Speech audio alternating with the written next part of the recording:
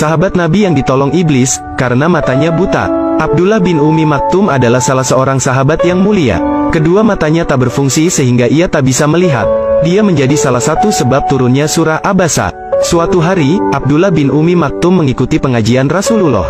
Karena kondisi fisiknya, yakni matanya yang buta, ia memberanikan diri bertanya kepada Rasulullah. "Wahai Rasulullah, apakah saya juga diwajibkan kendati saya tidak bisa melihat?" tanya Ibnu Ummi Maktum. Rasul menjawab, "Apakah kamu mendengar seruan azan?"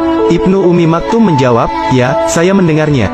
Rasul pun memerintahkannya agar ia tetap pergi ke masjid meskipun sambil merangkak.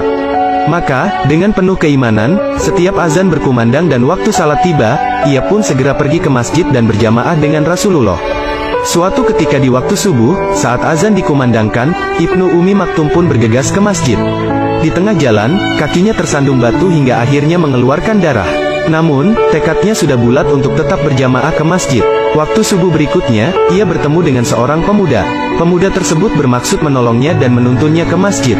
Selama berhari-hari, sang pemuda ini selalu mengantarnya ke masjid. Ibnu Ummi Maktum pun kemudian ingin membalas kebaikannya. "Wahai saudaraku, siapakah gerangan namamu? Izinkan aku mengetahuimu agar aku bisa mendoakanmu kepada Allah," ujarnya. "Apa untungnya bagi Anda mengetahui namaku dan aku tak mau engkau doakan," jawab sang pemuda. "Jika demikian, cukuplah sampai di sini saja engkau membantuku. Aku tak mau engkau menolongku lagi sebab engkau tak mau didoakan," tutur Ibnu Ummi Maktum kepada pemuda itu. Maka, sang pemuda ini pun akhirnya mengenalkan diri. "Wahai Ibnu Ummi Maktum, ketahuilah sesungguhnya aku adalah iblis," ujarnya. "Lalu mengapa engkau menolongku dan selalu mengantarkanku ke masjid?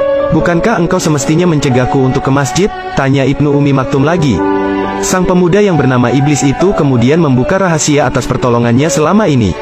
"Wahai Ibnu Ummi Maktum, masih ingatkah engkau beberapa hari yang lalu tatkala engkau hendak ke masjid dan engkau terjatuh? Aku tidak ingin hal itu terulang lagi. Sebab, karena engkau terjatuh, Allah telah mengampuni dosamu yang separuh. Aku takut kalau engkau jatuh lagi Allah akan menghapuskan dosamu yang separuhnya lagi sehingga terhapuslah dosamu seluruhnya. Maka, sia-sialah kami menggodamu selama ini," jawab iblis tersebut. Wallahu a'lam.